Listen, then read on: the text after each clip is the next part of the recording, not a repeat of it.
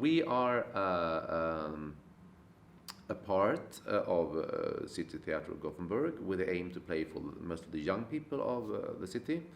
And I'm the artistic director of Backa Teater. We have our own budget, we have our own company, we have all the staff is working only in this house. And this house that we are sitting in right now is an old factory building. This is situated in the old harbor shipbuilding industry area of Gothenburg, which is now made into different companies and theaters and different kind of buildings here. This is what we do, and we are like 40 to 50 persons working inside the house with different professions. No, this is for me it was a very interesting project because as we were asked from the beginning to be part of this Atlas of Transition collaboration, it was actually because we had been a part in another network called Prospero Network, where the Teatro Emilio Romagna Teatro was part of, and then they were now starting up this new project, Atlas of Transitions, and immediately they asked us to be part of it. I found it very, very interesting and also very inspiring, because it was going to deal with like the political situation in Europe today, and especially connected to like the migration situation. I think since the European politicians don't seem to have any good collaboration about this, I think it was a great idea to see could we as artists and theater houses and theater companies and people from different art fields like find some kind of collaboration, or at least try to share experiences and different point of views on this topic in an artistic way. We had a collaboration some years ago with a street dance company called Twisted Feet, urban contemporary dance. And they also have a school where a lot of young people coming as migrants to Sweden in the recent years. Some of them coming alone to Sweden, like from Afghanistan maybe, or from Syria. They had already a network working with the dance together with these young people. So I thought it was very interesting to start with something that they find is positive, that they like to do. The young people start with something that is not trying to just getting stories or this kind of work. It was something with the dance and the movement that I think was very positive. I had an energy in it. I wanted to do something with energy that was not so about people telling dark stories about how it is to come as refugees. No, we had the different elements. We had this what it's going to about, but then the opening thing for the project was when I got sent this text from Adel Darvish. And Adel is a young man. He came to Sweden only 3 years ago from Syria, and I didn't know him at all. And I was via a friend, an actress friend, who said that I got a text sent to me with a young man here who came quite recently to Sweden. And he had written a play actually, and do you want to read it? And I mean, I get a lot of text all the time sent to me as my function as artistic director. And so I took some time before I read it. But then I started to read the play, and I was immediately very, very fascinated of the way he. It was so personal, the text, and very full of images and very associative and. Which inspired me very much as a director. Of course, there was some rough part that how shall we work, and then I said this would be the text, and I saw also a lot of possibilities to combine it with a lot of movement and choreographical parts and music, and so it was some kind of text that I as a director was inspired by. And then me and Adele started to speak about the text. And actually it was also interesting because he was 23 years old when he wrote the play, and I was myself 23 years old when I wrote my first plays. It was something there that I could, interesting to see this meeting between, and how can I meet another playwright there. So I was and then it was just a very nice process when we started to work with the text, just me and him, and well, what do you mean by this? How are you looking for you at? Okay, there is a flower starting to talk. What are you seeing in front of your eyes there? So it was much that way I wanted to see who I could as a director really get his vision into a performance. And also it was very important for me not to like trying to make it too smooth to play in a Scandinavian sense or like Anglo-Saxon way of the dialogue, because he writes in a way that is very like people just go out in long poetic things and abstract and different layers they speak. So I wanted to really keep this, not saying this is the way to write an effectful play. So there was a lot of problems, and then we started to work with it in January, and together with Adele self on stage as an actor also. This is very important thing for the whole project, that he was actually on stage himself playing the part of himself during the process when we work with. And then there is 3 professional actors from Backa Teater company. There are 2 dancers that work professionally as dancers, and then it's the 5 young people on stage as well that is arrived quite recently to Sweden from out of Europe as coming in a refugee situation. So no, it depends on I think it's different for different persons. I mean, at one hand we have like from a professional company here, we have actors that have migrant background themselves. Of course, they were like they are all the time dealing with this topic, but they have been in Sweden for many years. But it could be like for them it was a process inside the performance. For Adele, of course, it was something that his voice and his like story was told, that his imagination. I could say that he was really. It was a very positive thing, I think, for especially for me. It was very generous because it was open-minded and was so easy to work with, and it was so no prestige in the way when you wanted to. We can change this. And we all had we had the same vision there, me and him, that we wanted to make the final result as attractive as possible as a performance. Not to say that because I've written this you need to do it. It was more a very open process there. And the young people, it was, I mean, you don't have them so much in the room because they are non-professionals. They were also in school and they could not be. I had them only like 2 times a week, work with them. But I think that was, I think that they are really, from what I can like hear from them, I think they I found it very like inspiring and happy project for them, because also they were something that they really. I wanted them not to be. Also, I wanted them to do something with energy. So therefore, they had this dance training with them during all autumn, and also that was actually their first step. They were going to do something that they can do, that they just not a representative of something, that they dance. That this was what they.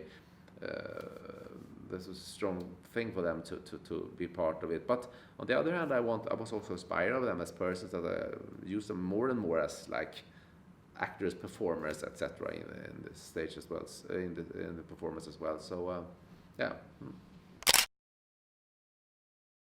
We have quite a nice combination of audience here that I think it's good that maybe 2 or 3 times a week we play only for teenagers. They can come by their school, their gymnasium. And then they, of course, it's young people from all social backgrounds in Göteborg. It's not so separated. It's not this culture audience coming. It's like they could be never ever been to theater before. We work very strong social work with the network to get people that never been to theater before coming. And on the other hand, when you saw it now, it was another kind of more an audience, more like interesting people who are interested more in the performance art and like has more like a social pattern to go to theater. So the combination, we try to have all these audiences represented in our house. So I was thinking that it would function. I was a little bit afraid that this abstract thing with the performance should not communicate, maybe confuse the young people. But actually it functioned the other way around, that they were very interested and fascinated in the way that Adele was writing, and also the way that he's trying to speak with relatives and friends living in another country via a Skype a camera. It was something that connected very, very strong emotionally. A lot of audience coming that have this experience themselves, having friends or relatives, families in the other part of the world, connecting via bad Skype connection, Wi-Fi connection. Yeah. In the political context in Sweden, as in many Western European countries, and I must say all of Europe, the focus on the migration situation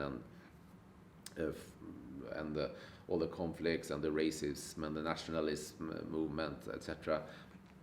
So, of course, this is very present all the time in the audience mind and in theaters. It's a topic that, from different angles, in some way, all the time are present, I would say.